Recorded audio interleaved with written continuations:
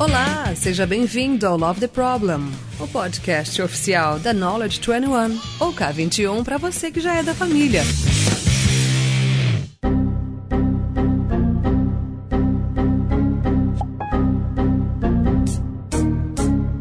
Fala galera, a gente tá aqui, mais um Love the Problem. Hoje, eu sei que todo episódio eu falo que é especial, vocês já estão cansados de ouvir, mas é verdade. Tipo, eu sempre tento fazer cada episódio mais especial do que o outro, a gente sempre tenta trazer gente que a gente gosta muito, mas esse episódio, sério, talvez vocês tenham visto aí no título sobre o que se trata, né? Espero que sim. Se você não viu, tudo bem, porque você tá ouvindo. Agora, nesse episódio a gente vai falar sobre uma quantidade de coisas que talvez, se você nunca tenha ouvido falar, você tá atrasado, certo? Então já tô antecipando aqui, já tô dando uma alfinetada em você, porque eu tô aqui com uma pessoa que eu conheci assim, né? Conheci na perspectiva de fã, né? Na perspectiva de plateia ali, que tava no auditório, no QCon, evento top. Inclusive, abraço pra galera do QCon aí, todo mundo que organiza, saudades do QCon. Acho que esse ano não teve QCon, né? Mas no QCon Rio 2015, lá no Rio de Janeiro, eu fui assistir uma palestra e eu conheci essa pessoa que tá aqui com a gente hoje e eu me apaixonei. Muito porque tem a ver com a minha história dentro do desenvolvimento de software, dentro de tecnologia, dentro da agilidade, tudo que ela falou e tudo que ela trouxe, mas muito porque o jeito dela se apresentar, o jeito dela palestrar, o jeito dela falar dos conteúdos dos assuntos contagia, né? Então não sou só eu, deve ter uma legião de fãs aqui, já tô deixando a convidada talvez aqui encabulada, mas seja muito bem-vinda, Roberta Arcoverde, tudo bom? Tudo bom, que introdução carinhosa, obrigada, que prazer, obrigado pelo convite. Muito obrigado você por estar aqui com a gente, porque eu achei que ia ser um negócio mais difícil, sabe? Tipo, a hora que eu pensei, eu falei, eu vi uma live sua, um vídeo, não sei, sua, com outro cara que eu gosto muito, que é o Elemar. Inclusive, já vou fazer aqui um merchan de graça, que o Elemar, ele trabalha na Eximia hoje, e a Eximia tem publicado muito conteúdo maneiro, e eu vi uma live sua com o Elemar, acho que pra Eximia mesmo, e eu falei, putz, bem que a Roberta podia aparecer no Love the Problem, né? E aí, cá está você gravando, então foi mais fácil do que eu imaginei. Inclusive, obrigado pra Luísa Vivas, que é uma ponte entre a gente, né? Uma pessoa que nós dois aqui adoramos, que já gravou um episódio. Se você não escutou o episódio com Luísa Vivas, escute. O nome dele é O Último dos Problemas. Sensacional episódio, muito bem elogiado. É um tema bem profundo. Eu não vou dar spoiler aqui, não. Vai lá, volta no episódio, dá o play. Mas o ponto aqui, e a Roberta, pra mim, ela representa tanto, assim, não só na comunidade ágil, mas na comunidade de tecnologia, né, como um todo, porque eu quero resolver um problema aqui. A gente tá falando de Love the Problem, né? Então o problema que eu quero resolver aqui, não vou deixar nem o convidado falar, eu que vou falar. O problema que eu quero resolver é que precisamos se aproximar um pouco mais, nos aproximar um pouco mais do domínio técnico. Certo? Esse é o ponto principal. E aí, o que eu tô querendo dizer do domínio técnico? A maioria das pessoas que ouve Love the Problem, direta ou indiretamente, trabalha com tecnologia. Ponto. Se você trabalha com tecnologia, eu vou te dar uma notícia. E a notícia é a seguinte: as pessoas que botam a mão na massa aí, codando, programando os softwares que você usa ou que você faz, elas passam uma grande parte do tempo delas dentro de um site, certo? Um site que não é o Google, não é o Facebook, não é o Twitter. Esse site se chama Stack Overflow. Se você nunca ouviu falar do Stack Overflow, provavelmente você está mais distante do domínio técnico do que você deveria. Então ouve o episódio até o final. E se você já ouviu falar do Stack Overflow, ouve o episódio até o final também, porque a gente vai falar muito do Stack Overflow, porque a Roberta, além de ser uma pessoa que conhece bastante do domínio técnico, uma inspiração para mim quanto ao domínio técnico, principalmente porque ela vem aqui, e agora a gente vai perder metade dos ouvintes, Roberta, porque ela vem do mundo .NET. Oh, não. Mundo Microsoft. Fiquem aí com a gente até o final. Sem guerras de frameworks aí. Mas além de ser uma pessoa desenvolvedora, excelente técnica, que traz muito assunto pertinente, ela ainda por cima trabalha no Stack Overflow, que é um produto que eu amo de paixão. Então, Roberto, eu já queria começar logo trocando ideia sobre Stack Overflow, porque, sei lá, como você vê, que problema que o Stack Overflow resolve hoje na vida do mundo, sei lá, eu sei na minha vida, né? Mas no mundo, assim, o que o Stack Overflow resolve? Que curioso, eu queria dar um pouco de contexto, que você falou que talvez a gente tenha ouvintes que desconhecem, né, o site, e é muito curioso, porque o Stack Overflow, em muitos países, em muitas regiões, é um dos top 50 sites mais acessados. Caraca! Né? Durante muito tempo foi um dos top 50 sites mais acessados globalmente no mundo, né? Porque faz tempo que eu não vejo essas estatísticas, então não vou dizer aqui que ainda é, sem saber de fato. E talvez seja o site mais desconhecido, mais conhecido do mundo nesse sentido. Muito bom esse título. Porque é um nicho, né? Se você pergunta para qualquer programador, muito dificilmente ela não vai saber o que é o Stack Overflow, porque ainda que ela não associe o nome à pessoa, em algum momento ela deve ter usado. Porque a gente sempre que se depara com um problema de programação e a gente busca no Google esse problema, né? Sei lá, deu um erro, apareceu um erro na minha frente, não sei o que fazer. Põe no Google a mensagem de erro e vê se acha uma resposta. Muito provavelmente o primeiro link vai te levar para o Stack Overflow, para uma pergunta que alguém está fazendo sobre esse mesmo erro e uma resposta de como resolvê-lo. E o segundo link também, o terceiro também, o quarto também, o Google é muito nosso amigo nesse sentido, né? Nos indexa muito bem. Mas é importante frisar, né, que o Stack Overflow, só para dar um pouco mais de contexto, não é um site que sempre existiu. Existiu a programação antes de existir o Stack Overflow. Nem me diga, nem me diga, Pois é. nem me diga. Eu sou desse tempo aí, 2007, 2008, né, quando eu comecei a programar profissionalmente, há uns 10, 12 anos atrás, não existia Stack Overflow, pelo menos não era tão famoso, assim, a base de conhecimento não era tão grande. E aí eu tinha que apelar para umas coisas, tipo, livro, às vezes, né, que absurdo, você tem que procurar em livro para programar como funciona essa vida.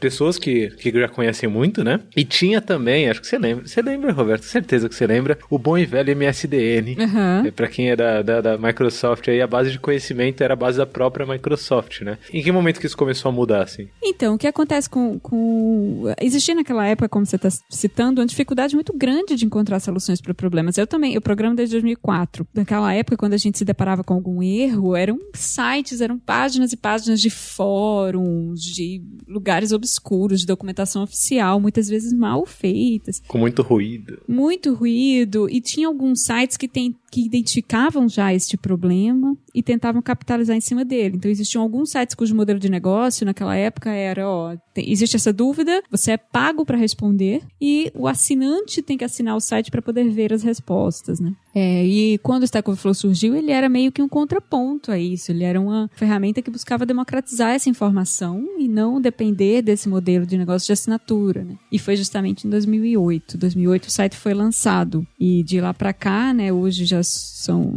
12 anos do Stack Overflow. Hoje a gente está com 20 milhões de perguntas na base do Stack Overflow, né? Com mais de 30 milhões de respostas, porque cada pergunta pode ter claramente mais do que uma resposta. O que é, pra gente, um motivo de muito orgulho, né? Porque a gente imagina que a cada solução que uma desenvolvedora encontra no Stack Overflow, ela economiza aí minutos ou horas da sua jornada desenvolvendo software, né? E existem vários estudos que tentam quantificar o quanto o Stack Overflow ajudou as comunidades de desenvolvimento a ficarem mais produtivas, né? Quanto de tempo a gente ajudou o mundo a economizar quando está desenvolvendo. E isso é muito gratificante como desenvolvedora, usuária do Stack Overflow, né? Poder contribuir um pouquinho para que essa ferramenta continue crescendo e existindo. Essa é uma curiosidade interessante. Você, para desenvolver coisas dentro do Stack Overflow, você usa o Stack Overflow para resolver suas dúvidas também?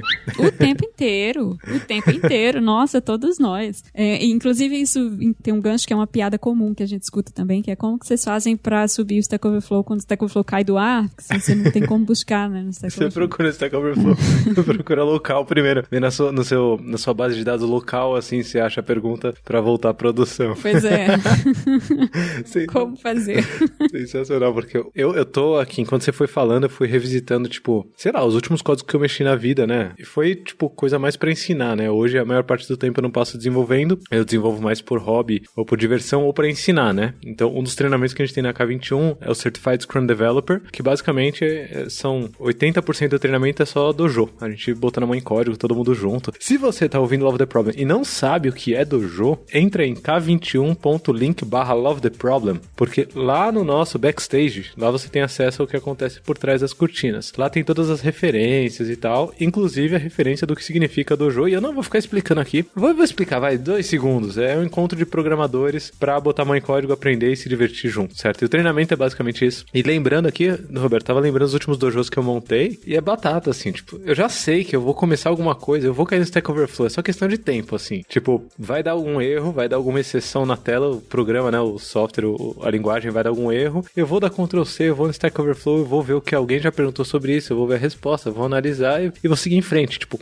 não é que o Stack Overflow, ele otimiza o meu tempo, ele já faz parte do meu fluxo padrão de desenvolvimento de software, assim, sabe, eu já nem penso como seria sem ele, como fazer alguma coisa sem Stack Overflow, eu não faço a mínima... E você tá há quanto tempo lá? Eu tô lá, vai fazer 7 anos já. Caraca! Então, desde comecinho de 2014. É, bastante tempo. Mais da metade da história do Stack Overflow, né? Olha, eu nunca tinha pensado por esse lado, é verdade. Engraçado isso, né? Pensar assim. Quando eu entrei, eu parecia ser uma das... Enfim, eu ainda me sinto meio que... Não é júnior a palavra, mas uma das mais novas da empresa, por incrível que pareça.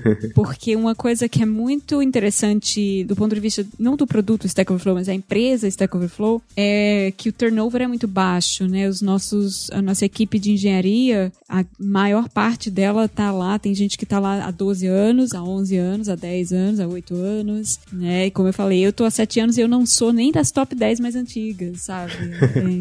É interessante. As pessoas que lá trabalham há muito tempo, são muito apaixonadas pela empresa, pela cultura, pelo sistema, viram uma grande família, né? Inclusive, esse é um dos pontos, assim, que eu acho que quem tá ouvindo Love the Problem e não tem tanto contato com o domínio técnico, deveria começar a se aproximar um pouco mais do domínio técnico, mesmo que sutilmente, para começar a entender esse tipo de coisa. Porque a gente tem um episódio, tava até comentando contigo, sobre a cultura do GitLab, e é uma cultura fantástica. E essa cultura fantástica, ela tem muito a ver com a tecnologia e negócios andando juntos, né? Assim, é uma coisa só, né? Porque no Stack Overflow e no GitLab, acho que é o exemplo mais clássico de não tem uma separação, uma fronteira explícita, um muro claro entre daqui pra frente é negócios, daqui pra trás é tecnologia. Pelo menos eu imagino, né? Não tô lá dentro, minha visão muito de consumidor, mas parece que tecnologia e negócios são a mesma coisa, né? Tipo, nosso negócio é tecnologia faz parte do nosso negócio e uma coisa reforça a outra. Eu não sei se por dentro também é essa sensação, assim.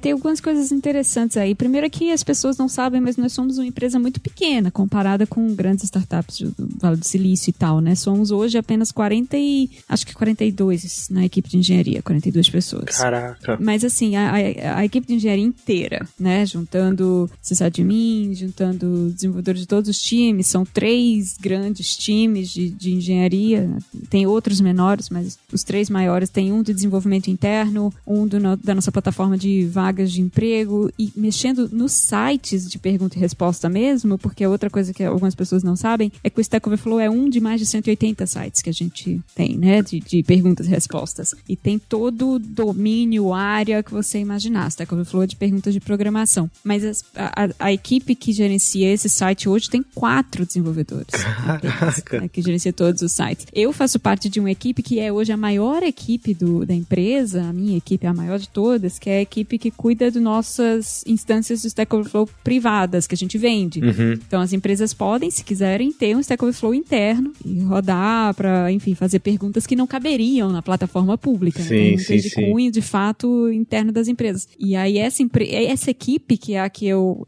sou tech lead hoje, é a maior equipe de engenharia que tem, somos 6 desenvolvedores. A maior.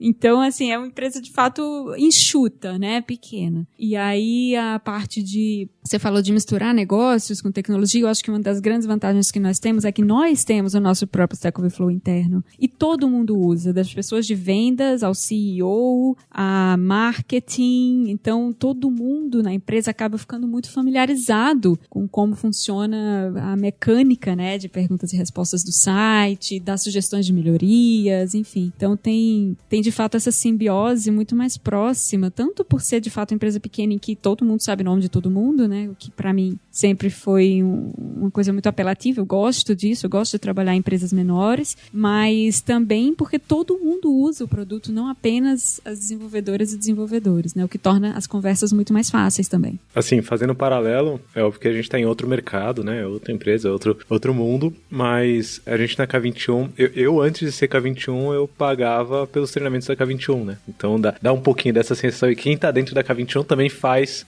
os treinamentos da K21, e não só as pessoas, os cônjuges, a própria pessoa pode fazer vários treinamentos, a gente gosta pra caramba, e vira e mexe a gente tá aqui, tá ali, e isso gera meio que uma percepção de, pô, o produto que eu entrego, né? O meu dia a dia, a energia que eu gasto no meu dia a dia, ela é pra alguma coisa que é útil, não só pra mim, mas pra sociedade, e a gente muda a sociedade. E é engraçado, eu não sei nem se você sabia isso, mas eu acompanho mais gente do Stack Overflow como pessoa, né? Assim, eu gosto muito do Twitter, a galera... Eu falo que eu sou muito ruim de LinkedIn, tipo, não me manda mensagem no LinkedIn que eu demoro muito pra responder, eu entro lá de vez em nunca. Agora, Twitter, eu tô, tipo, o dia inteiro olhando, né? E eu lembrei aqui que eu sigo o Nick, Nick Craver, não sei o sobrenome, como que fala, acho que é Nick Craver, é isso? Isso. E ele também muita gente boa, assim, e eu consigo sentir um pouco em você, um pouco nele, e na galera um pouco dessa cultura, né, que você fala. Então, não é à toa que você tá há 7 anos no Stack Overflow, assim, tem um reforço positivo de cultura atrelado a esse produto, né, que é um produto bom pra caramba, atrelado à excelência técnica e talvez atrelado também aos processos que vocês usam, a forma como o dia a dia de vocês funciona, inclusive te permitindo colocar isso pro mundo, né, assim. Olha, vou te falar que você tocou num ponto agora que eu acho que talvez seja uma das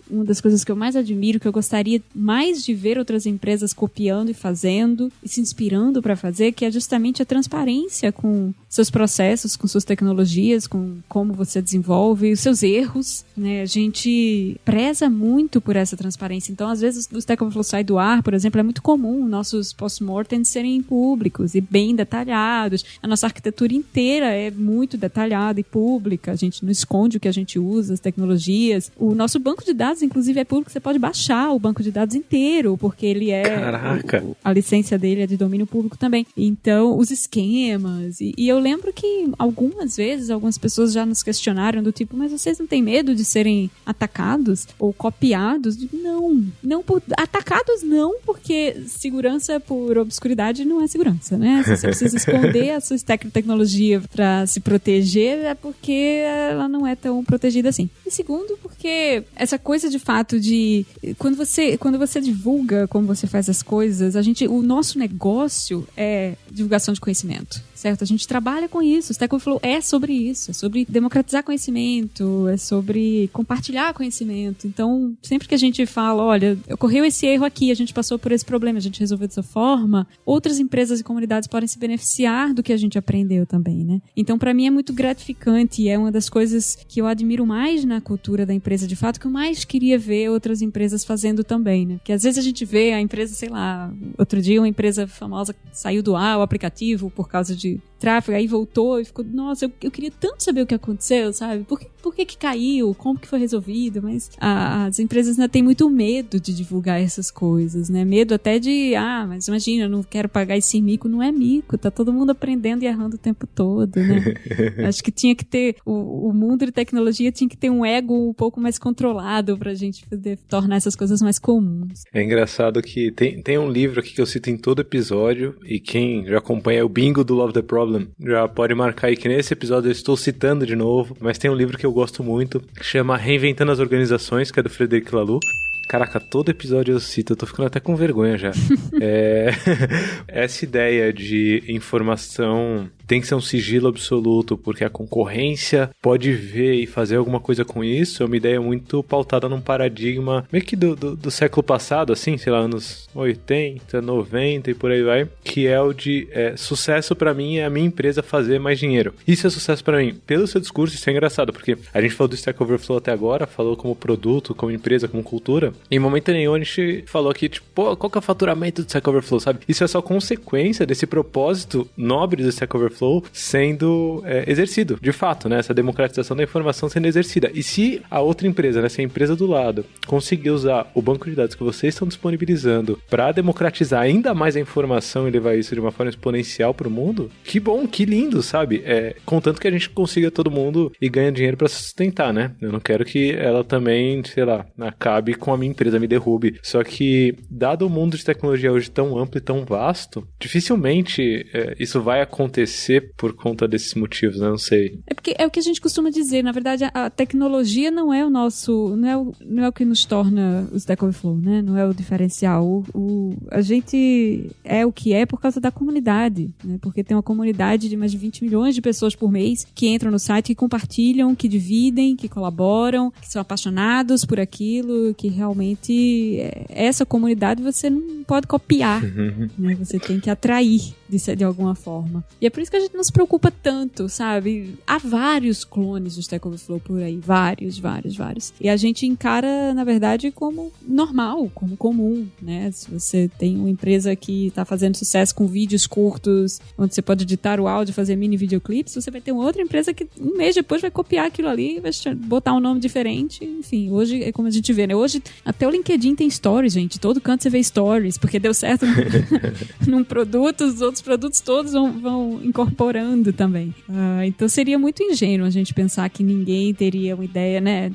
Tentaria lançar uma plataforma similar, mas de fato não nos preocupa por isso, porque a tecnologia não é o diferencial pra gente, é a comunidade mesmo, e é pra ela que a gente trabalha. Foi inspirador porque eu consigo talvez falar algo, óbvio que numa escala menor, né? Porque a gente não tá entre os top 50 sites do Brasil, né? Quiçá do mundo, mas o que eu sinto hoje dentro da K21 é que o que faz a K21 ser a K21 não é o treinamento, não é a estrutura. Mesmo porque alguém consegue ir anotando como que a gente faz o treinamento ali, chegar no outro dia e oferecer o mesmo treinamento, né? Mas o que faz a K21 ser a K21 também eu sinto, óbvio que eu tô sendo inspirado aqui por você, por esse discurso, mas eu acabei de ter esse insight, acho que vale a pena trazer, que é a própria comunidade, né? Que gira em torno disso. E esse movimento de comunidade, ele tem umas consequências meio que exponenciais, assim, né? Por que eu tô pensando aqui? O Love the Problem, por exemplo, é uma comunidade, né? Você vindo aqui, a gente já começa a conectar com outra comunidade imensa, né? Muito maior, que é o próprio Stack Overflow, mas tem outras conexões dentro dessa rede que começam a ficar também latentes e trazer a gente pra cá e levar a gente pra lá, que é, por exemplo, eu não sei quantos de vocês que estão ouvindo sabem, mas a Roberta, ela também faz parte do hipsters.tech, que é, sei lá, uma das grandes inspirações, assim, que eu tenho de podcast, que eu ouço há muito, muito tempo. Quantos anos tem o Hipster já, Roberta? Olha, o Hipsters acho que começou em 2016. 2016. Vai fazer 4 anos, talvez. A minha primeira participação foi em 2017, para falar justamente do Stack Overflow, da arquitetura, um podcast mais técnico, né? Olha só, será que daqui 2 anos, Roberta, como host aqui também do Love the Problem? Brincadeira, calma. Tá vendo? Pode ser uma tendência. Mas eu acho que já é uma conexão entre comunidades também, né? Muito por causa dessa cultura do Stack Overflow, né? Tem empresa que se eu for convidar aqui pra vir falar, vai ter que falar, não, pô, vai ter que assinar 2 NDA e pedir autorização pro diretor e não sei o que lá. A gente no podcast passa por isso também. Já faz parte da vida, né? Tem empresas que estão aí. E eu acho que dentro dessas conexões, Roberta, aí, entrando talvez aqui num assunto que eu acho extremamente relevante para essa aproximação do domínio técnico, dentro dessas conexões eu acho que também entra o quanto você consegue inspirar outras pessoas. Porque entrando dentro do domínio técnico aqui, sendo bem específico, quando a gente fala de agilidade, e grande parte do público que ouve Love the Problem gosta muito de agilidade, quando a gente fala de agilidade, ela nasceu dentro do domínio técnico, né? Esse é um ponto que a galera às vezes esquece. Então, se você pegar as pessoas que assinaram o Manifesto Ágil, são grandes referências técnicas, alguns fazendo umas cagadas culturais aqui e ali, né? Você vai acompanhando assim, vai vendo um negocinho estranho aqui, culturalmente, os comportamentos estranhos, mas alguns, inclusive, culturalmente, são grande inspiração, né? Tipo, Martin Fowler, assim, assisti uma palestra do Martin Fowler em 2015 na USP, inclusive vai para as referências, quem ainda não sabe onde ficam as referências, k21.link/Love the Problem, acessa lá, tem uma palestra do Martin Fowler que chama Not Just Code Monkeys, é o nome da palestra, tipo, a gente não é só macaco que faz código, e ele fala sobre aspectos éticos e a coisa de você pensar no que você tá fazendo e tal. O Kent Beck, ele tem uma palestra que eu assisti no XP Porto, que foi em Portugal, Extreme Programming Conference, né, e ele fala sobre sobre por que XP não cresceu tanto, por que XP começou a ficar uma comunidade cada vez menor e mais restrita. E ele fala muito de inclusão também, né? Então, quando a gente fala de domínio técnico, e aí eu queria enveredar por esse caminho aqui contigo, porque você, pra mim, é alguém que consegue influenciar muito nesse aspecto, eu acho que tem duas questões. Primeiro que talvez essa distância que a gente fala entre pessoas técnicas e pessoas que conhecem mais de negócio e pessoas que conhecem mais de cultura, talvez essa distância técnica também tem uma meia-culpa nossa, que é de tecnologia, de dificultar essa entrada, de dificultar esse acesso, de não simplificar, de complicar mais do que simplificar as coisas. E dentro do próprio domínio técnico, talvez a gente não simplifique o suficiente para as pessoas conseguirem se conectar, né? Então, por exemplo, hoje, talvez o número baixo de mulheres programando, que felizmente, pelo que eu vejo, tá começando a aumentar. Só que eu não sei se tem base estatística para isso ou não, mas isso acho que tem muito a ver com esse isolamento do domínio técnico sem simplificar tanto e tudo mais. Eu já tenho umas pistas de como isso funciona por dentro do Stack Overflow, porque eu já te assisti várias vezes, né, lá no KubeCon 2015. Esse foi só o comecinho do lance de manter simples, ao invés de tentar complicar aí pela hype e pelo que tá mais na modinha, né, não, só que manter simples e resolver problema, ser mais importante para vocês antes de qualquer coisa. Mas como que você vê, você enquanto desenvolvedora, né, enquanto uma desenvolvedora que consegue influenciar pessoas, como que você vê todas essas quebras de conexão ou todas as conexões que podiam ser feitas no mundo e não estão sendo feitas, ou esse aumento de conexões? Sei lá, falei muita coisa, né? Viajei, fui longe, a galera que tava ouvindo já volta, me ajuda aí, Roberta, a trazer de volta o assunto. Não, eu acho super interessante sua fala, porque quando eu comecei a trabalhar, XP era meu método favorito, né? Era porque eu achava que era um método completo do ponto de vista de ter práticas técnicas, né? De falar de pair programming, de falar de testes de uma maneira que outros métodos que foram surgindo depois, quando surgiu o Scrum, meio que deixaram de lado um pouco dessa parte técnica e focaram em processo, né? Tinha poucas determinações obrigatórias de práticas técnicas que eram voltadas para o domínio técnico dentro desses processos. E aí, por isso eu achava os incompletos, veja você. Mas isso foi 2008. Eu acho que grande parte dos silos que você menciona, e está muito correto de mencionar, porque eles existem mesmo, né? Entre as equipes técnicas das empresas, das comunidades e as pessoas que são de tecnologia, mas que não são desenvolvedoras, né, que trabalham com tecnologia em áreas correlatas ali, gerente de produto, UX researcher, designer, todo mundo que trabalha com tecnologia, agilista, mas que não necessariamente programa. Esse silo começa, na minha visão, a ser, primeiro, se identificar que ele é um problema recentemente, de alguns anos para cá, né, e a se trabalhar para quebrá-los, de fato, mais recentemente ainda. A gente sofreu do mesmo problema na Stack Overflow, como qualquer outra empresa de tecnologia. Primeiro que a gente tinha uma equipe de desenvolvedores muito maior do que as outras equipes, né? Então eu falei aqui, somos só 40 desenvolvedores, é verdade. Designers, 5, sabe? Então, e gerentes de produto, 3. Então era massiva a dominância, a predominância, a importância que os engenheiros tinham dentro daquela organização, e isso fazia com que pessoas de outras equipes, de outros times, sofressem muito para se sentirem ouvidas, né? E a gente foi um longo e dolorido processo de reconhecer que isso estava acontecendo, né? De olhar para dentro mesmo, de tentar entender que existia uma questão de ego, uma questão de se sentir muito relevante, muito importante. Eu sei que isso é bem específico do Stack Overflow, mas tem uma outra coisa que eu acho que é interessante no nosso caso, que é nós não só somos desenvolvedores, nós somos usuários da plataforma, né? Então, uma gerente de produto propor uma mudança na plataforma muitas vezes era motivo de muito debate, e aquilo acaba parecendo um ataque pessoal. A pessoa, quando você tem 40 pessoas discordando de você, não importa o quão cordialmente essa discordância está sendo expressada, ela vai ser entendida como um ataque, né? Não tem como não ser. Mas eu acho que a gente ainda tem muito para desenvolver do ponto de vista de empatia e de ouvirmos melhor as outras áreas, de entendermos melhor a importância das outras áreas correlatas para o desenvolvimento de tecnologias. Não existe mais aquela imagem da desenvolvedora que faz tudo sozinha, né? A webmaster que faz do banco de dados e ao deploy, e que não precisa de ninguém para trabalhar, e que não precisa se preocupar com UX, não precisa se preocupar com prazo. Isso não existe mais. A gente está num mundo colaborativo, por essência. experiência, né? Eu acredito que, na verdade, esse tipo de capacidade de trabalho com outras pessoas, de trabalho em equipe, de colaborar. É por isso que sempre que alguém me pergunta o que eu posso fazer para me tornar uma programadora melhor, eu falo ler mais, porque quando você lê mais, você consegue se expressar melhor. Não importa o que você lê, sabe? Você torna uma pessoa que consome mais leitura, literatura, porque quanto mais você lê, melhor você escreve, melhor você articula suas ideias, e isso é que vai te fazer uma programadora melhor. Não só porque seu código vai ficar melhor, mas que você vai conseguir discutir com as outras pessoas com quem você vai trabalhar. Não tem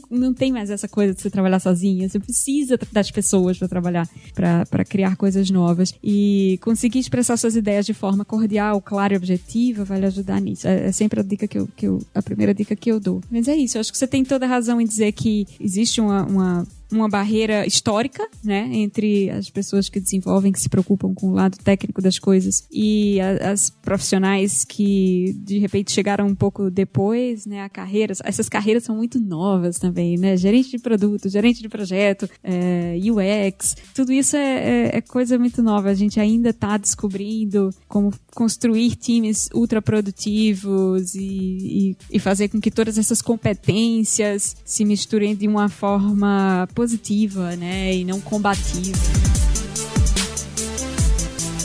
Enquanto você foi falando, eu fiquei curioso pra saber do seu começo, assim, sei lá, até... Porque hoje, enquanto você fala, eu sinto bastante de você mesma, mas eu sinto também desses seus 7 anos de Stack Overflow influenciando e de tudo que você passou durante esse processo todo e tal. E as coisas acabam se misturando, né? Não são estanques, né? A gente tá falando aqui de Silo. Inclusive, gravei um episódio esses dias com a galera do Dev na Estrada. Inclusive, abraço a galera do Dev na Estrada aí. Um grande abraço pro Edu, Ramon, Will, o Albino gravou com a gente também e tal. E a gente tava falando se é possível dividir, né, a pessoa profissional e a pessoa pessoal, assim, na vida e tal. Enquanto você fala, eu sinto muito que seus valores pessoais são exercidos no seu dia a dia também, e você tá muito ligado com o propósito do Stack Overflow e você compra a causa, né, de democratizar a informação e de como o Stack Overflow vai se formando e tudo mais. Mas eu chutaria, assim, pelo pouco que eu conheço da vida de tecnologia e desse mundo de tecnologia, eu chutaria que nem sempre foi assim, sei lá. No começo, pra mim foi difícil, eu penso, no começo, porque, sei lá, você tem que lidar com muita gente, tem uns comportamentos ruins, assim, muita gente que acaba sendo mais uma pedra do que um combustível pra você. Não sei, se eu já tive que passar por isso, eu acho que talvez uma mulher que começa programando tenha que passar por coisas talvez piores, não sei, depende dos caminhos. Como foi pra você começar a programar, até chegar no Stack Overflow e depois do Stack Overflow e hoje em dia, sei lá, como que é ser você? Ó, pergunta bem simples, né? Como é ser você? Você precisa de muito mais tempo de podcast pra gente elaborar isso. Eu acho que eu diria que eu tive muita sorte na minha carreira, sabe? De encontrar pessoas bacanas, times bacanas. A gente falou no começo do programa da Luísa, com quem eu trabalhei quase 3 anos. Lá no Rio, e eu tive de fato essa sorte. Um outro episódio mais difícil, mas não se compara à luta que muitas das minhas colegas tiveram para conseguir avançar nas suas carreiras. Eu acho que talvez o que tenha me marcado mais ao longo desse ano, como a gente vai amadurecendo, né?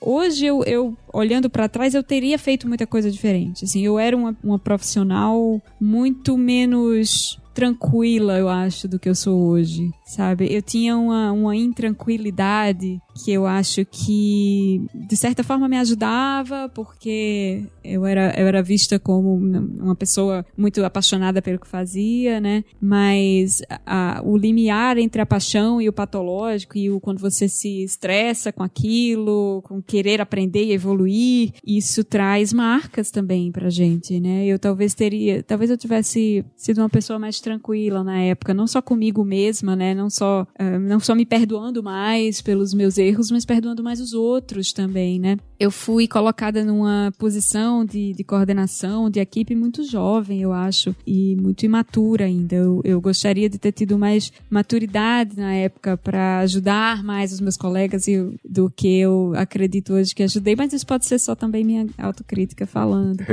Mas por ser mulher, como eu te falei, eu acho que eu tive muita sorte. Nas empresas em que eu trabalhei, eu sempre trabalhei em equipes com muitas mulheres, né? O que era algo em comum, tanto que eu nem percebia a problemática da subrepresentação de mulheres na área na época, sabe? Era algo que eu simplesmente passava batido, porque não era a minha realidade, né? Não era imediata, pelo menos. Isso começou a mudar um pouco quando eu comecei a participar mais de eventos de comunidade, e aí fora do ambiente corporativo em que eu estava inserida, aí eu comecei a perceber que, nossa, mas não tem outras mulheres aqui. E eu me sentia muito protegida na minha inocência de não ter nunca tido uma experiência ruim, e eu me colocava em situações que depois foram muito mais difíceis para mim de lidar, porque eu não tinha essa consciência, né? Então já aconteceu, por exemplo, de eu ir num evento no Rio com, sei lá, 90 pessoas, um evento para desenvolvedores, e tinha eu e mais uma menina. E aí teve um sorteio de brinde, eu acho, e eu dei o azar de ganhar o brinde, porque numa situação como essa, qualquer mulher que estiver me escutando vai perceber por que eu tô falando que eu tive o azar de ganhar o brinde, porque eu tive que ir pro palco, numa plateia com 88 homens, né? E só eu e outra menina. Isso em 2009, 2010. Então foi muito desagradável, assim, chocante pra mim. Mas veja que isso é uma coisa muito mínima diante da dificuldade que muitas mulheres de fato passam. Eu sou muito grata aos líderes que eu tive ao longo da minha carreira por terem me deixado confortável e por terem me dado... não vou dizer que eles estavam fazendo nenhum favor, né? Não era mais que a obrigação deles. Mas talvez eu sou muito grata por não ter tido, desculpa a palavra, mas nenhum líder escroto, né? Que não tivesse me permitido crescer por ser mulher. Pelo menos, assim, nenhum líder de fato, né? Nenhum chefe. Todo mundo já trabalhou com pessoas mais fáceis e pessoas mais difíceis, e comigo não foi diferente. Mas, diante do contexto, eu me considero uma pessoa muito privilegiada. Você sabe que 2 das últimas palestras que eu fiz, assim, sei lá, nesse tempo de pandemia, tá rolando, a gente tava até comentando, né? Tá rolando bastante evento online, bastante, sei lá, as conexões estão começando a ficar mais fáceis, e 2 das palestras que eu fiz tocam muito em alguns pontos que você colocou aí que sei lá, são mensagens que valem a pena ser reforçadas assim como você tá reforçando, né? Uma delas é que, tipo, sei lá, eu fiz muita cagada e acho que o tema da palestra é exatamente esse, né? As cagadas que eu fiz como líder. Eu falo menos sobre pessoas, mas se você é uma pessoa que já sofreu com cagadas que eu fiz em algum momento da minha vida, como coordenador, como gestor aí, ou com o Lula mesmo, me desculpe, sinceramente. Acho que hoje eu sou uma pessoa melhor, mas pior do que o Lula de amanhã. Mas a segunda coisa que eu toquei em alguma palestra era sobre XP, a palestra. Acho que era, tipo, minha visão... O título da palestra era tipo XP explicado por alguém que veio do Go Horse. E se você que tá ouvindo não sabe o que é Go Horse, vai lá no nosso backstage, k21.link/Love the Problem, que Go Horse vale muito a pena você dar uma olhadinha lá, o que significa. Mas nessa palestra de XP explicada por alguém que veio do Go Horse, que no caso sou eu, o último slide, eu fiquei muito em dúvida se eu colocava esse slide ou não, Roberto, mas você falando agora, eu falei, não, é uma mensagem que tem que ser passada. O último slide eu coloquei, gente, a única dica que eu queria que vocês colocassem mesmo na cabeça se afasta de gente escrota. Sério, por favor, se afasta de gente escrota. Se você tá em um ambiente em que você tá tendo que sofrer porque tá tendo que lidar com líderes escrotos, com pessoas que te fazem mais mal do que bem, começa a tentar pedir ajuda, se mexer e sair um pouco dessa caverna, porque na maior parte das vezes é um desafio que não vale a pena, assim, sabe? É alguma coisa que vai te massacrar. Mas eu queria pegar esse gancho, inclusive, pra entrar nessa parte do Go Horse, assim. Go Horse, pra explicar o Go Horse, eu gosto muito do primeiro princípio dele, né? Pra quem não conhece, o primeiro princípio do Go Horse, se eu me lembro bem, tem 3 jeitos de fazer alguma coisa. Dentro do mundo da programação, tem 3 jeitos de fazer alguma coisa. Tem a maneira certa, tem a maneira errada e tem o Go Horse, que é igual a maneira errada, só que mais rápido. Então, é tipo, cara, só sai fazendo de qualquer jeito aí, vai jogando e vai colocando aí o que rolar, rolou. Põe em produção, né? Põe lá na mão do consumidor lá e depois a gente vê o que faz com isso. Hoje você se vê, Roberto, agora uma pergunta profunda. Você não esperava que vinha essa pergunta, mas vem. Hoje você se vê como uma desenvolvedora que faz código legal, assim? Você se orgulha do seu código? Você se orgulha do que você faz? Pergunta difícil. Sim. Difícil, sim. Não, mas eu falo sem nenhum pudor. Sim, eu me orgulho do código, eu me orgulho do meu processo de amadurecimento como profissional. Eu me perdoo pelas cagadas que eu fiz também, que foram muitas. E eu entendo também que é um processo que não acaba nunca, né? A gente vai aprender para sempre. Isso que é legal, isso que é bom, né? Não há limite para o quanto você ainda pode aprender, e nem para quem pode te ensinar. Eu acho que é uma outra coisa que a maturidade nos ensina, às vezes, é ver que senioridade é uma coisa muito relativa, né? Todo estagiário pode te ensinar truques novos e você nunca vai parar de aprender, enfim, não é o tempo de experiência que vai lhe deixar imune a essas coisas novas que você precisa ter. Mas eu acho que depois de tanto tempo programando, a gente começa a ter, eu pelo menos comecei a ter uma visão mais pragmática de programação, menos preciosa, né? Certamente um dos princípios ágeis que eu valorizo mais é código em produção funcionando. Mais do que ficar discutindo e ouvindo o sexo dos anjos, né? Exato. Porque um código lindo que tá só na minha máquina não ajuda ninguém, né? Então, ajudar mais pessoas, ainda que alguns trade-offs tenham que ser feitos, tudo bem. Também aprendi que o que é qualidade de código não é tão exato assim, né? E isso me ajuda mais ainda a me perdoar. Porque eu considero hoje, é engraçado falar isso, hoje eu acho que o Stack Overflow é um dos sistemas de maior qualidade que eu já tive oportunidade de trabalhar, de manter, né? E eu falo isso com muita honestidade e sinceridade porque é um sistema que, se você parar para pensar, existe há 12 anos, né? O mesmo repositório, a mesma base de código há 12 anos, e ele não tem cara de sistema legado, muito pelo contrário, parece que ele foi escrito ano passado, porque boa parte dele foi, a gente reescreve muita coisa o tempo todo, a gente tenta o tempo todo deixar o código, sempre que sai uma versão nova de uma biblioteca do C# a gente atualiza o idioma, e atualiza a forma de fazer as coisas. Então é um sistema que está em evolução constante e que tem decisões arquiteturais controversas, porém deliberadas e muito bem pensadas, né? Muito pautadas no pragmatismo, e eu gosto disso também, mas é uma opinião que eu tenho com muita tranquilidade, essa sensação quando você pergunta, né, do orgulho e tal. Eu acho realmente que é um sistema de muita qualidade para continuar no ar com tanta estabilidade como o Stack Overflow é, né? A gente sabe quando ele sai do ar porque o Twitter explode de menção. Isso não acontece todo mês, isso é uma coisa rara, né? O mundo do desenvolvimento de software para, né? Se o Stack Overflow sai do ar, ninguém desenvolve mais nada. E a gente coloca o site em produção 5, 6, 10 vezes por dia, todo dia, né? Integração contínua. Então você ter esse nível de estabilidade, de qualidade, de performance, etc. Num site tão acessado, para mim, denota um sistema de qualidade. Mas eu já fiz palestra em que eu saí com um consultor falando que minha arquitetura é um lixo, que o Stack Overflow é um lixo, nessas palavras, assim. Nossa. E eu lembro que na época isso me afetou muito, eu fiquei magoada, eu fiquei me questionando. Hoje é o que eu falo, eu tenho muito mais maturidade para perceber que qualidade de código não pode ser medida apenas nas suas métricas de complexidade psicomática, na sua cobertura de teste, sabe? É algo que está um pouco além disso, é algo que permeia outros valores para mim.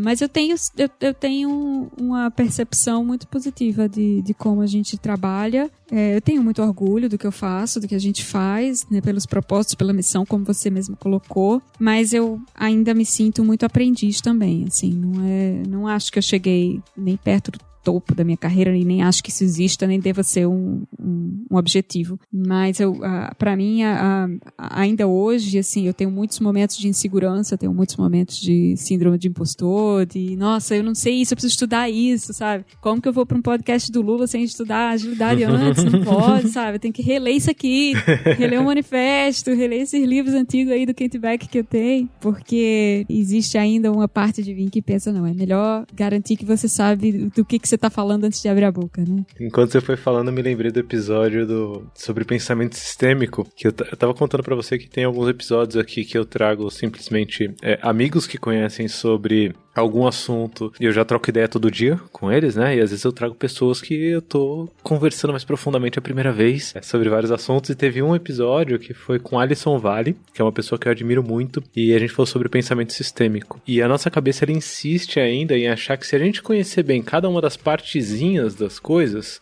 se eu estudar profundamente cada uma das partezinhas das coisas, aí eu vou saber bastante sobre determinado tópico, né? Então se eu estudar cada uma das partezinhas do tópico, aí sim eu vou saber. E na realidade o mundo é muito mais complexo que isso, né? O mundo envolve você conhecer o tópico como um todo, independente das partes, e amadurecendo o seu entendimento sobre o tópico. Então, uma pessoa que te aborda no final de uma palestra, né? Que por sinal, provavelmente deve ser uma palestra que eu olhei e falei, nossa, que sensacional. Uma pessoa que te aborda e fala, nossa, que lixo de arquitetura. Provavelmente essa pessoa tá olhando uma perspectiva extremamente local, né? Tá olhando, tipo, olhando a arquitetura isoladamente, comparando com arquiteturas isoladamente de outros contextos, é horrível. Mas arquitetura isoladamente, meu amigo, também não serve pra nada. Esse é o ponto principal, né? Não resolve problema de nada, não resolve problema de ninguém. Então não faz o mínimo sentido você olhar pra sua arquitetura ou pro seu código de forma totalmente isolada, né? Se você tá fazendo uma arquitetura linda que não resolve um problema... Mas embora nesse episódio eu tenha discordado, até hoje discordo do tom da crítica, eu gosto da crítica, sabe? Eu acho que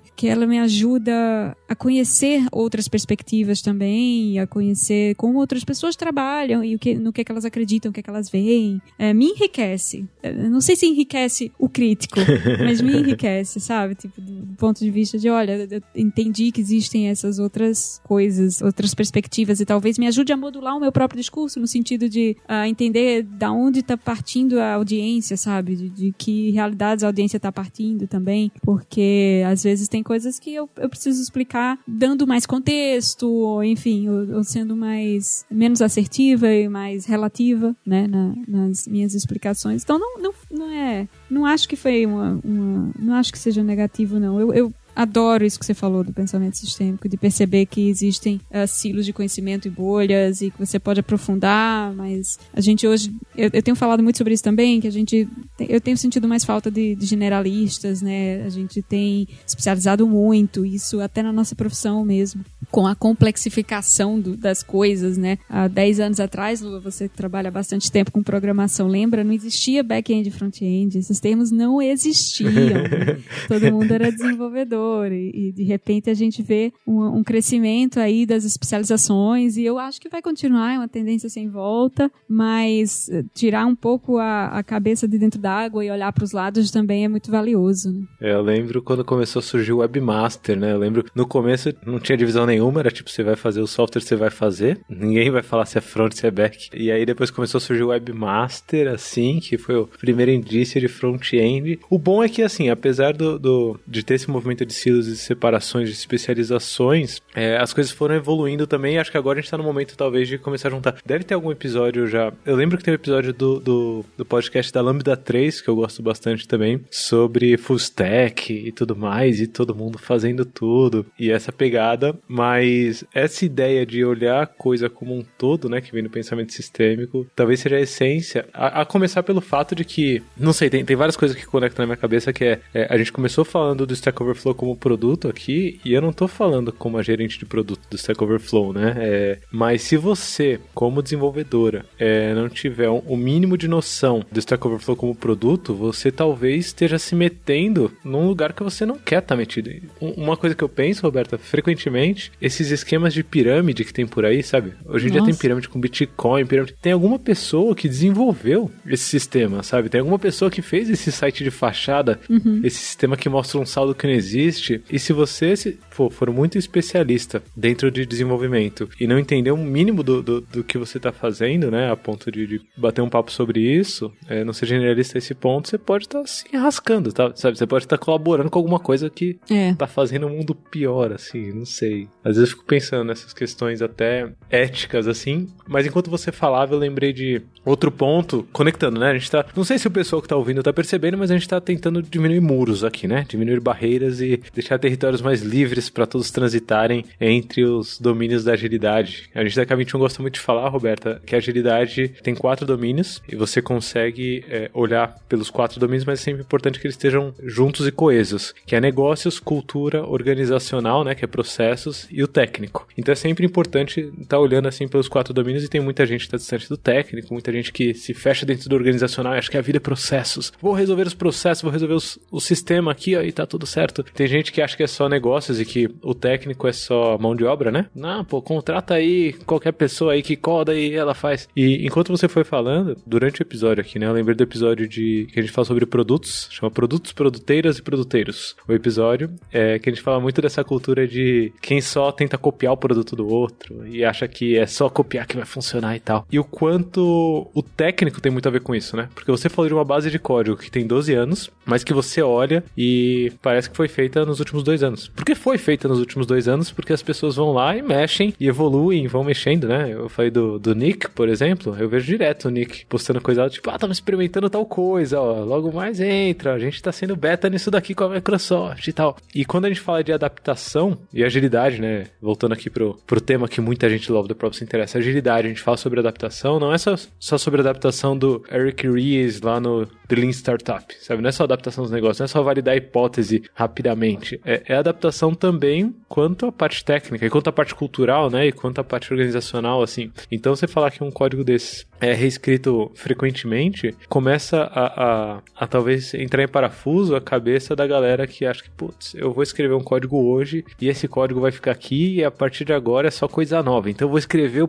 código perfeito de uma vez só e começa essa pressão da excelência técnica que você falou, né? Pô, se eu quero excelência técnica, ela tem que vir de primeira. Eu não posso escrever um código que tenha, sei lá, uma variável com nome estranho. Não, vai ter que ser o nome certo de primeira, o que faz o tempo para essa coisa sair demorar mais e começa a gerar vários efeitos colaterais. Tudo isso era só uma chamada para você ficar atento que o domínio técnico é tão importante quanto os outros. Ouça aqui a evolução do Stack Overflow. Claro. O que eu acho assim, puxar de assunto com você é sobre esse poder de adaptação que você menciona, que você encontra no seu dia a dia. Você acha que dá para falar aqui pro Stack Overflow? Eu sinto isso em algumas empresas, tá? E conversando com você, eu acabei sentindo também com o Stack Overflow. Esse lance de adaptação, ele já faz parte da cultura de fato? O termo que eu geralmente uso é agilidade para vocês. É tipo água para peixe? Vocês não precisam falar sobre agilidade, vocês só nadam? Ou é um negócio que está em discussão frequentemente? Como que funciona essa cena dentro do Stack Overflow, dada essa cultura maneira que você já tem e você sente no dia a dia? Não, é bem água para peixe. A gente, foi uma coisa curiosa que eu senti quando eu entrei na empresa também. Ninguém fala de agilidade, né? Ninguém fala de sprint, né? Recentemente entrou uma gerente de produto nova que resolveu colocar o Gira e os desenvolvedores ficaram irritadíssimos, assim. Ficou todo mundo, ai, que plataforma. Mas a gente é muito, vamos testar. A gente não tem muito impeditivo para tentar nada de novo, né? Então, quer fazer estimativa agora por tamanho de camiseta? Vamos estimar por tamanho de camiseta. Não, quer um deadline? Quer uma data exata? Vamos tentar fazer um deadline, uma data exata, sabe? A gente tenta tudo, mas não existe, não se fala em sprint, não se fala em pontuação, não se fala em burn down chart, não se fala em nada disso. O que, pelo menos não no nível técnico, né? Eu não sei como as outras esferas do negócio operam, mas a gente aqui embaixo não fala. Eu sei que o pessoal de produto faz backlog, devem fazer alguma heurística de priorização. Exato. E tá ótimo. Mas a gente tem uma cultura muito colaborativa, o que de certa forma pertence à qualidade das culturas ágeis. A gente tem muito de sentar no banco da frente, que também pertence à qualidade das culturas ágeis. Tecnicamente falando, a gente é uma empresa até difícil de... A gente não pareia muito, mas a gente faz muito code review. Só que é uma equipe extremamente madura, né? Nós temos pouquíssimas... A gente não tem ninguém com menos de 2 anos de experiência. As pessoas que têm menos experiência na empresa são as que foram contratadas como aprendizes, que hoje já têm 2 anos de experiência, já estão lá há 2 anos mais ou menos. E é uma equipe enxuta e muito madura, né? E muito sênior. Então, por isso também muito autônoma, né? Muito capaz de trabalhar de forma independente, autônoma e tal. Mas eu adoro essa analogia da água para peixe. É mais ou menos assim. E curiosamente, talvez, uma das equipes mais produtivas em que eu já trabalhei também na minha carreira, né? Mesmo sem seguir nenhum processo ágil específico, né? Ou nenhum processo ágil at all. Pelo menos é o que eu falo, né? A gente fala que não segue nada, mas você começa a identificar os processos de desenvolvimento, porque mesmo que você ache que não tem processo, você tem um processo, né? E aí você começa isso aqui tem tudo a ver com agilidade, isso aqui tem tudo a ver com Lean, sabe? Então as coisas existem, mas elas são muito fazem muito parte da cultura de tal forma que a gente nem percebe que elas estão lá. Elas acontecem quase que por osmose, naturalmente. Ninguém precisa controlar o processo para que o processo rode, né? Mais ou menos isso que eu queria chegar. Tem o quê de leveza, assim, né? Enquanto você vai falando. E acho que deveria ser mais leve para a maioria das empresas, das pessoas, né? Se você tem um problema, você colocar um outro problema em cima desse, não vai resolver o primeiro. Ele só vai piorar, né? Só vai piorar a pressão. Então, se você sofre com pressão, você ter pressão para ser ágil, só vai piorar essa pressão. Porque agora, além da pressão inicial de entrega, você ainda tem a pressão para ser ágil. E é um caminho sem volta, assim. Então, acho que fica muito... Espero que as pessoas que tenham ouvido até aqui tenham esse sentimento, mas para mim o sentimento de inspiração fica não só pra Roberta, mas acho que pro Stack Overflow, assim, sabe? Buscar ser uma empresa um pouco mais leve e ser uma profissional um pouco mais leve também, né? Eu sinto muito isso. E não dá pra chamar de segurança, porque segurança também é pesado, né? Uhum. Segurança, você fala segurança no geral, na sociedade você já pensa em alguma coisa armada, sei lá.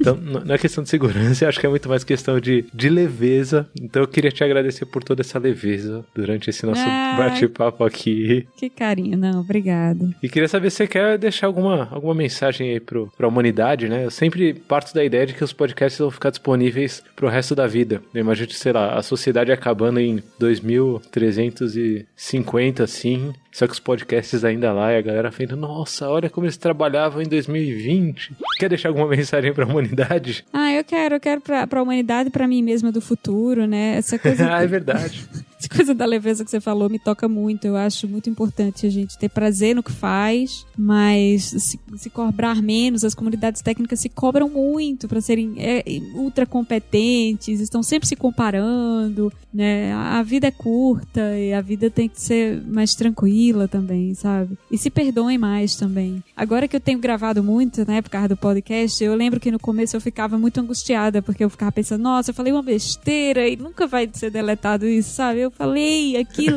e todo mundo vai achar que eu não sei esse assunto. Claro que quando você é mais jovem isso é angustiante, angustia mais, né? Mas aprendam a perdoar-se também, porque ninguém sabe tudo não, e a gente tá todo mundo aqui aprendendo junto. Exatamente. E nos perdoem aí por esse episódio, nos perdoem pelos todos os episódios do Love the Problem, porque o que tem de besteira que eu falo, eu vou descobrir só daqui uns 10 anos. Deixa daqui uns 10 anos eu vou descobrindo aos poucos. Imagine, duvido muito. Roberta, obrigado pelo papo. É uma honra ter você aqui. Eu ainda tenho nos planos, vou revelar aqui planos. Se a galera curtir esse episódio, né? Inclusive, pode feedbacks, k21.link/lovetheproblem, entra lá, dá feedbacks. Mas se a galera curtir esse episódio, eu tenho planos de cada vez mais gravar sobre domínio técnico também, que é um assunto que eu gosto demais. Sinta-se, por favor, convidada. Muito obrigada. Eu sei que você tem o cantinho no hipsters.tech lá reservado, né? Pra você levar vários assuntos. Mas se você, não sei, vier qualquer coisa na cabeça, as portas estão abertas aqui. Eu acho que eu aposto, a gente tá gravando, ainda não sei, mas eu apostaria que a galera te ama tanto quanto eu. Então, portas sempre abertas aqui do Love the Problem pra você. Que honra, obrigada. Obrigado por esse bate-papo. E ouçam hipsters.tech, pelo amor de Deus, ouçam, que é inspiração pro Love the Problem. Muito bem, toda terça-feira. Toda terça-feira, boa. Segunda, Love the Problem, terça, hipsters.tech. Muito bom, muito bom. Valeu, galera, até o próximo episódio. Um abraço.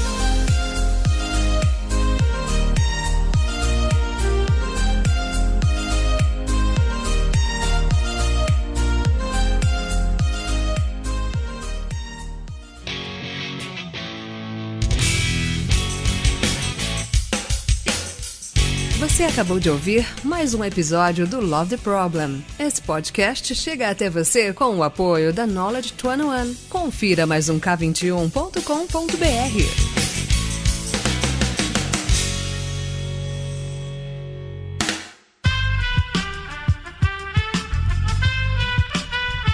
Esse podcast foi editado por Aerolitos Edição Inteligente.